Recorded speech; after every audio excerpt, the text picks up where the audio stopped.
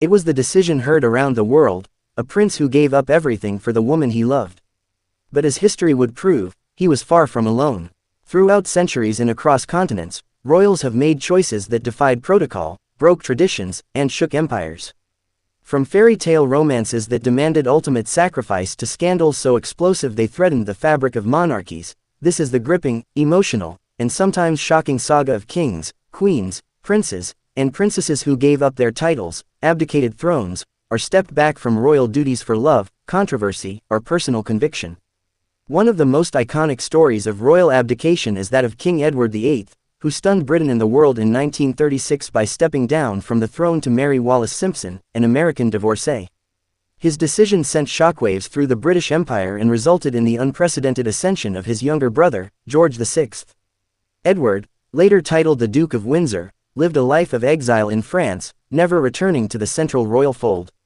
The romance was epic, but it cost him everything: his crown, his role, his legacy. Yet, he once said, "I found peace in love." To this day, that fateful abdication is considered one of the most dramatic moments in British royal history.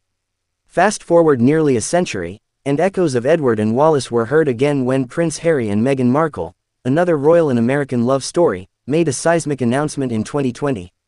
The Duke and Duchess of Sussex revealed they were stepping back as senior royals, citing media harassment, mental health struggles, and a desire for independence.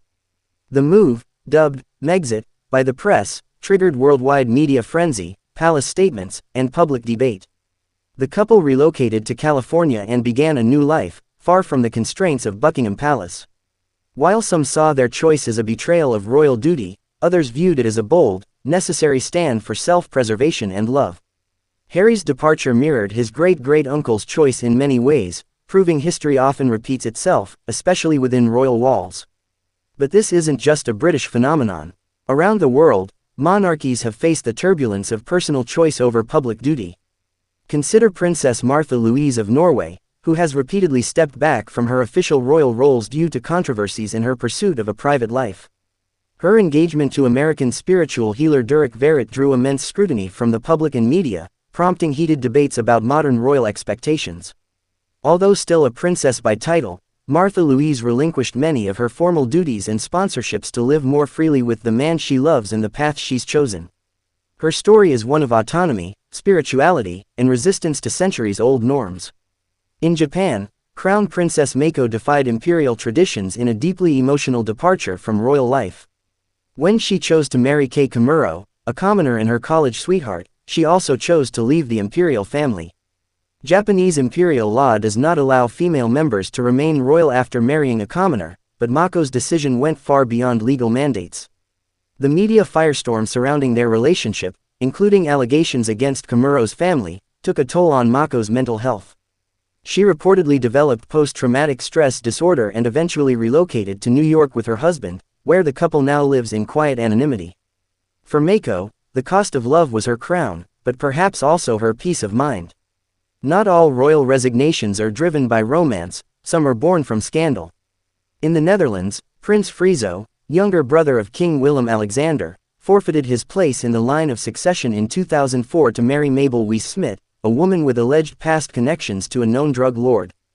The Dutch government refused to grant official consent for the marriage, a constitutional requirement for maintaining royal status. Yet, Friso went ahead with the wedding, sacrificing his royal title and privileges. His choice ignited fierce political debates, but also revealed the depth of personal conviction and love that drove his decision. Similarly, in Luxembourg, Prince Louis relinquished his succession rights and royal status upon marrying Tessie Antony, a non-aristocratic woman and former military member. Their union initially stirred mixed reactions, but over time, the couple earned respect for their commitment to modernizing the royal image. Though they later divorced, their early decisions marked a notable shift in how love, social class, and tradition intersect within monarchies. The Spanish royal family, too, has not been immune. King Juan Carlos I stunned the world in 2014 when he abdicated the throne in favor of his son, Felipe VI, amidst mounting scandals involving finances and a controversial elephant hunting trip during Spain's economic crisis. Though not solely an act of romantic love, his abdication was a recognition of personal failings and public outrage.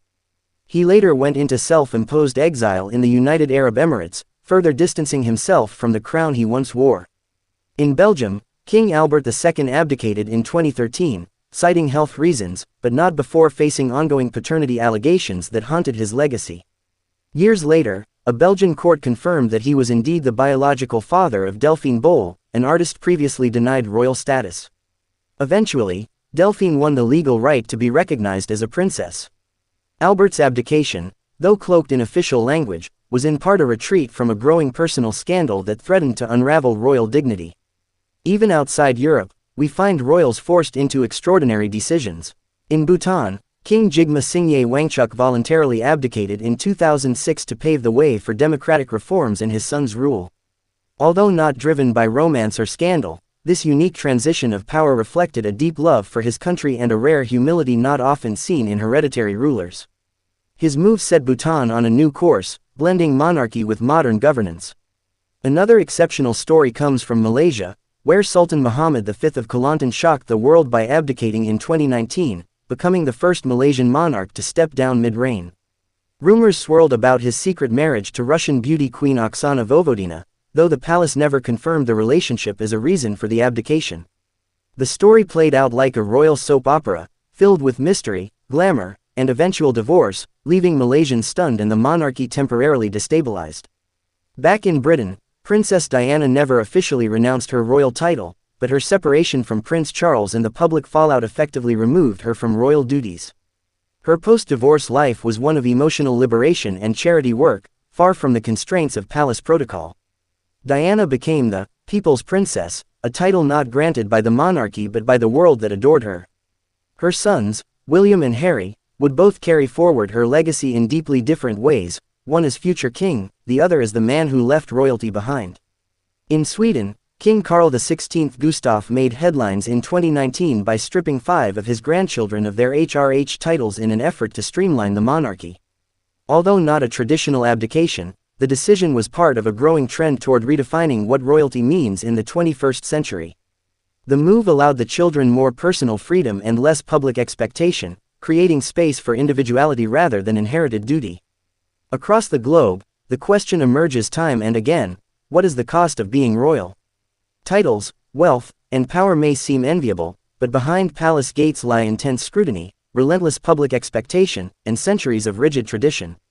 For many, love, freedom, and mental peace simply outweigh the perks of a gilded cage.